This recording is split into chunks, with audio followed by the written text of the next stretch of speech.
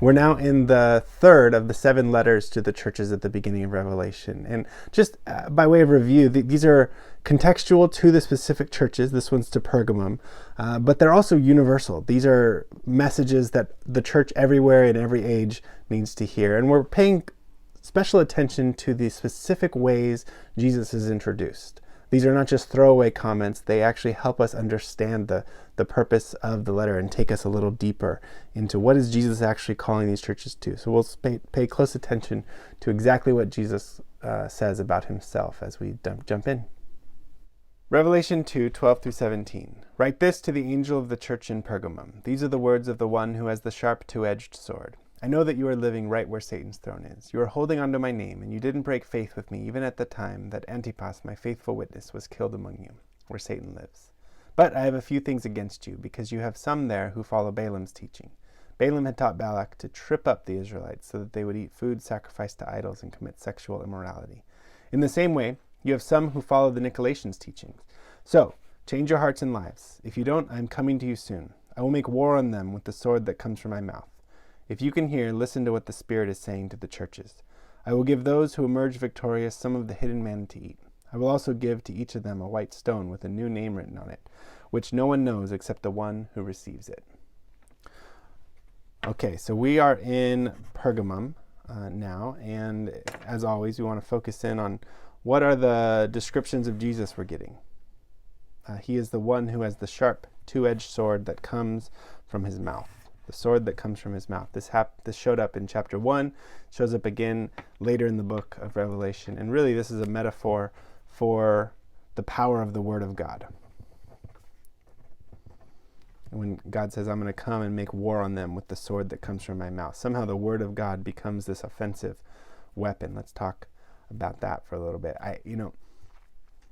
Just drawing some connections here, the more I reflect on Balaam and Balak's story, I think there's something in this story that gives us some new ways to meditate on, some insight into how is it that the Word of God is like a sword that comes out of Jesus' mouth. So quickly, this can be found in Numbers chapter 22-24, and then Balaam again shows up in chapter 31, verse 16 of Numbers. And so basically but there's a lot about, there's a repetition of this image of sword, and then especially of the Word of God all over this story of Balaam and Balak, which is why I think we're supposed to actually go back and meditate on these chapters in particular as we think through what are some other angles to understand the Word of God as a sword that could make war on God's enemies. So what happens here is Balak is the king of Moab, and he hires Balaam, a pagan prophet, to curse the Israelites. But God consistently turns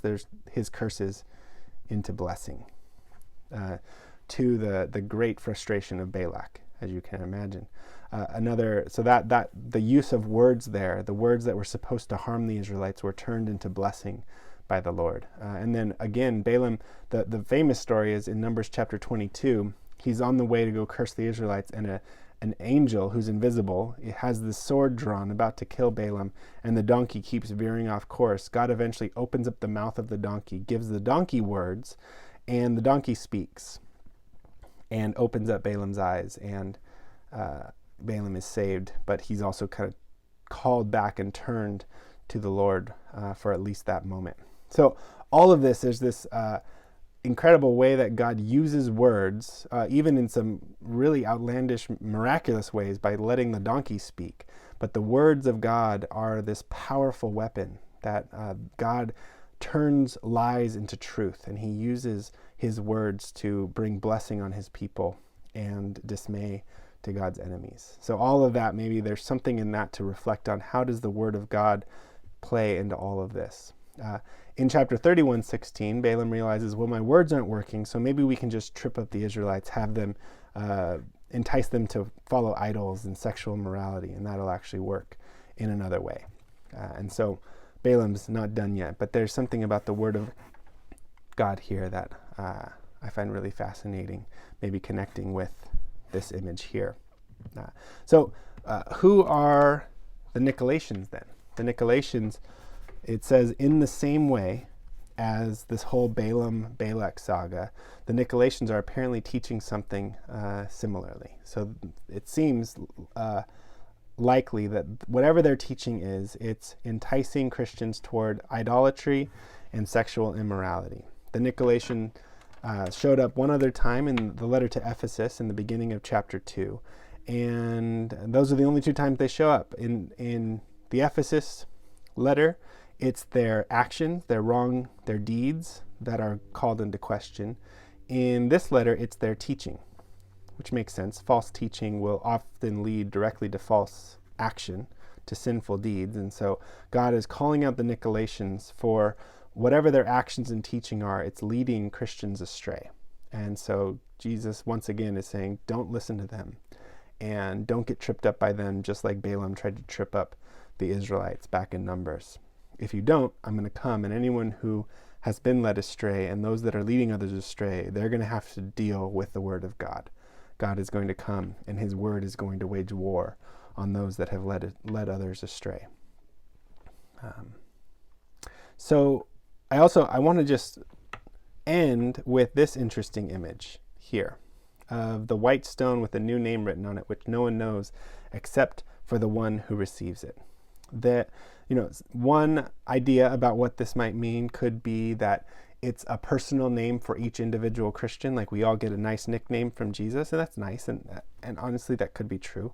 The more I sit with it, I think this idea of a name being revealed, it connects even more with Jesus himself. Jesus is being revealed, and this white stone, it's like a new revelation of Jesus's identity. And it's only to those who have received it that actually can understand or receive this new name. It makes me think, I keep going back. I don't know how strong to make this connection, but for me, I keep going back to a story in Exodus chapter 6. So in Exodus 6, it's like verse 2 and 3, God is speaking to Moses at the burning bush, and he says, I am the God of Abraham, Isaac, and Jacob, but they didn't know me as Yahweh, this personal name of God. And so Yahweh says, as Yahweh, I did not reveal myself to Abraham, Isaac, and Jacob, but I'm revealing myself in a new way to this generation, to the Israelites who are about to go through the great redemption out of slavery in Egypt. And maybe there's something maybe theological, spiritual about this.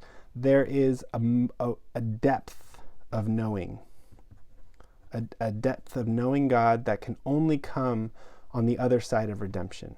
There's a way that we as believers who have been brought in, who have received Jesus by grace alone, we have this access to understand deeper who Jesus is and what he means, and his truer identity in a way that those on the outside never really can.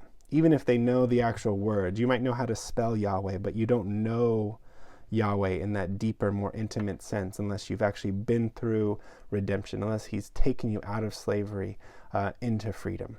And so I think, to me, that's kind of swirling around in my mind here. What does it mean that we can receive a stone with a new name written on it? Is that as Jesus is rescuing us by grace through his word, there's a lot going on here, a lot of different images to kind of draw together. But we get this sense of, I get to know Jesus on this more intimate, relational way because I'm on the other side of his redemption.